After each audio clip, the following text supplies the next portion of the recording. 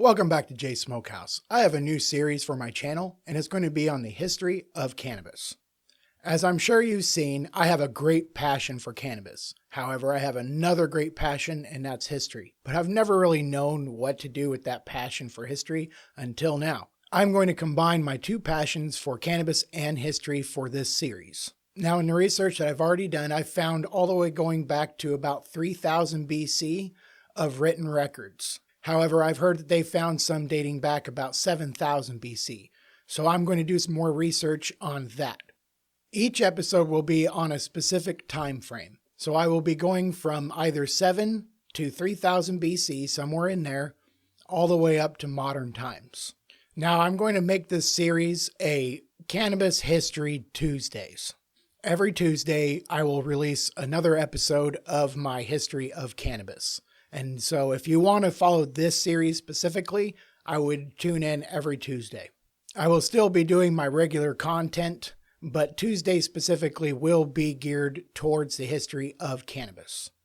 Now, to just give you a little bit of a teaser of the things that I've already learned, I found that there are several emperors of China dating back almost to 3000 BC that have mentioned marijuana or cannabis as a medicinal substance. I've seen that it's been quite a part of China's history for quite a bit of time. I mean, even in 1 AD, there's mention of it as being in pamphlets for medicinal reasons for up to 1,000 ailments. I just can't wait to get this material out to you. I'm finding it very interesting, and it's really opening my eyes to how much of the world knew about cannabis. Every episode will have a very thorough investigation, and I will also attach all the material that I do my research on in the descriptions of every video. And then the last teaser, did you know that George Washington actually grew cannabis?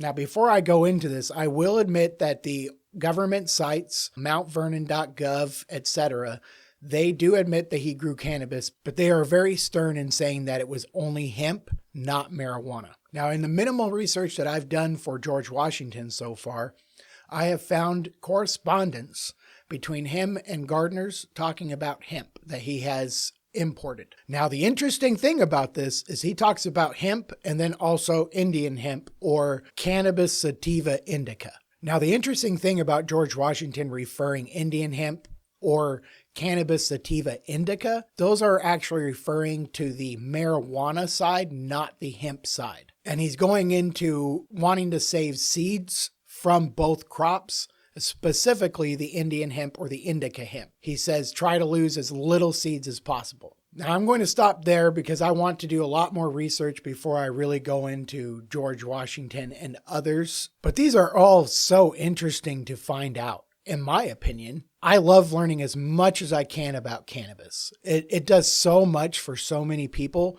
and we've known about it for so long, and it's just in the past century or so that it's really gotten such a bad reputation because of the prohibition that's been put upon it. And there's really no justification for the prohibition that's been put on marijuana. For the actual side effects and the degradations that it can cause, there are so many other things that we have legal that it can do so much more harm to you, even children.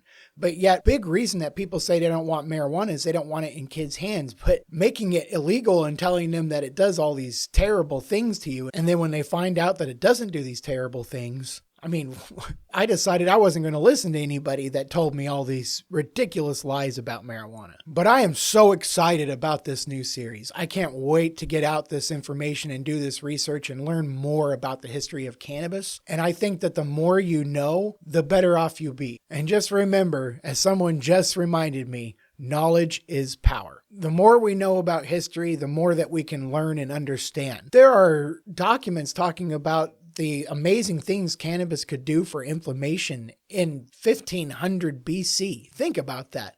They knew what we have just rediscovered with cannabis. That's amazing. Now, if you find this new series that I'm doing interesting at all, or you'd like to find out more about history of cannabis, please leave a like, comment, let me know what you think. That really helps with the algorithm and getting my videos pushed. Now, if you're intrigued by this new series that I've got coming out, please subscribe or hit that bell button if you'd like to see more videos that I've got coming out in the future. And now, as always, Jay is going to go smoke a J.